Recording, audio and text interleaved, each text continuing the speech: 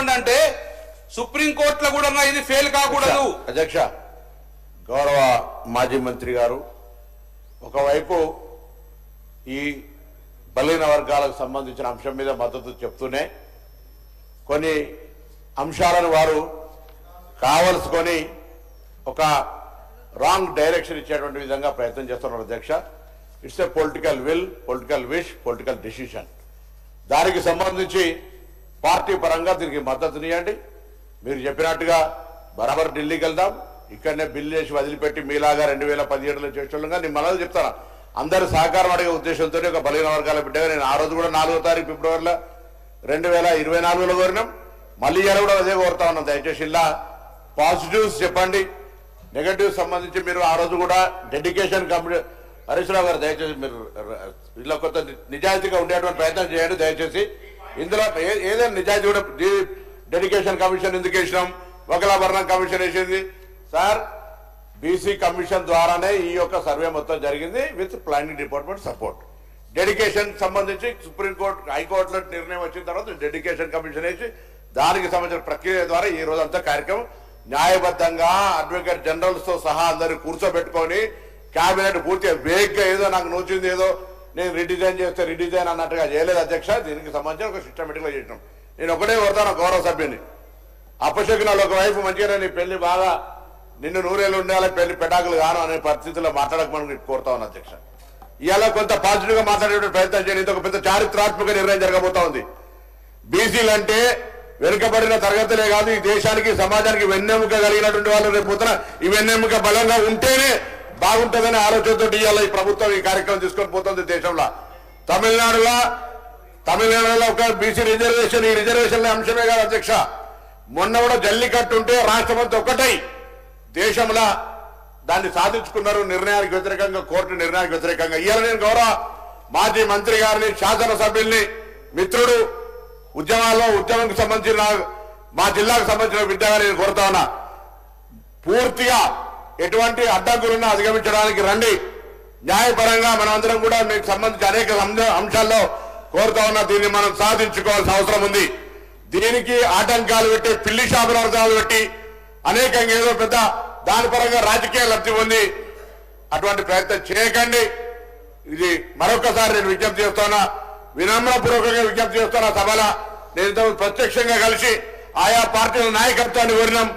గౌరవ మా బలహీన వర్గాల శాసనసభ్యుల ఉదయం సమావేశమై ఈ అంశాన్ని తప్పకుండా ఢిల్లీలో అందరినీ కలవాలని కోరినాం. కాబట్టి దయచేసి నేను గౌరవ శాసనసభ ఉపపక్ష నాయకుడు హరీష్ రావు గారిని కోరుతా ఉన్నా, పార్టీ నిర్ణయానికి సంబంధించి, ఎందుకంటే ఉపసభ ప్రతిపక్ష నాయకులు లేరు కాబట్టి మీరు ఈ డైరెక్షన్ ఇచ్చి ఇందుకు సంబంధించి ఒక మంచి మార్గదర్శకత్వాన్ని, ఇది దేశానికి సంబంధించి ఒక రోల్ మోడల్ గా కాబోతున్న ఈ అంశానికి సరి అయినటువంటి ప్రాపర్ సలహా గైడెన్స్ ఇచ్చి అందరం కలిసి ఏ తమిళనాడు ఐక్యతతోటి అన్ని సాధించుకుంటున్నాయో ఇలా తెలంగాణ కూడా స్ఫూర్తిప్రాయంగా రావాలి తప్ప డీవియేషన్ అయిపోయి దానికి సంబంధించి పిల్లి చాపడం పెట్టి దానికి సంబంధించి చేసే ప్రయత్నం వద్దు.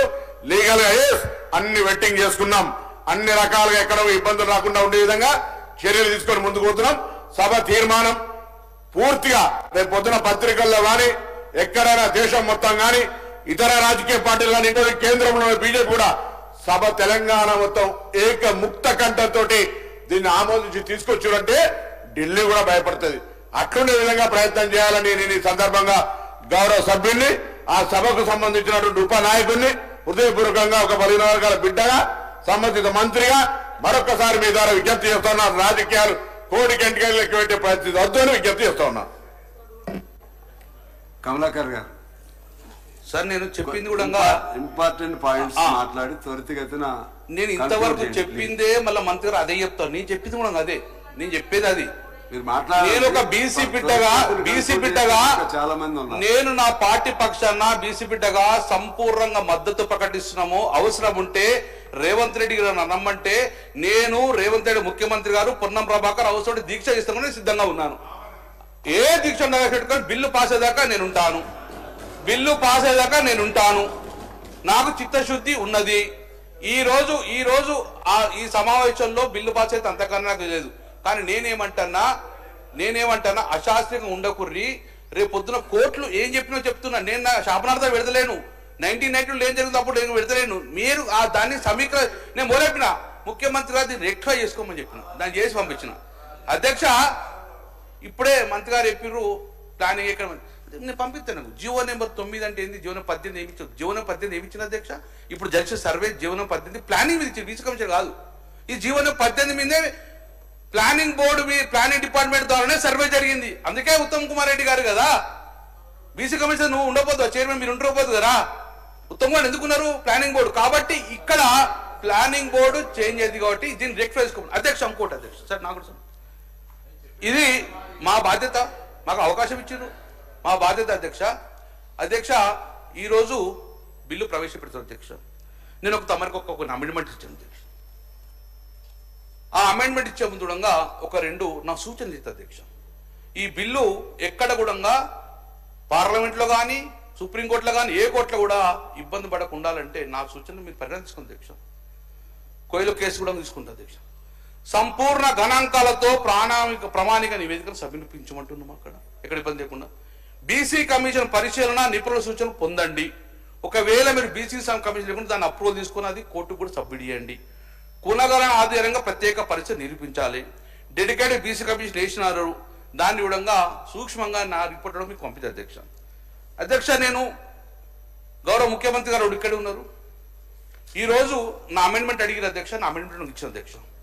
నేను కొత్తగా అమెండ్మెంట్ అడగలేదు అధ్యక్ష. ఈ బిల్లు ఎట్లా పాస్ అవుతుంది, డెఫినెట్గా బిల్లు పాస్ అవుతుంది, అక్కడ కేంద్రం మొత్తము చట్టసభల ప్రకారం తీసుకుంటాం. కానీ మీ చేతిలో ఉన్నాయి నిజంగా మీకు బీసీల మీద చిత్తశుద్ధి ఉంటే కేంద్రం ఇచ్చేటి పక్కకు పెడదాం, అది పోయి కొట్లాడదాం. కానీ మీ చేతిలో ఉన్నది మీరు హామీ ఇచ్చిన అధ్యక్ష. ఈరోజు కామారెడ్డి డిక్లరేషన్లో ఒక 3 ప్రధానమైన అంశాలు ఇచ్చిన అధ్యక్ష.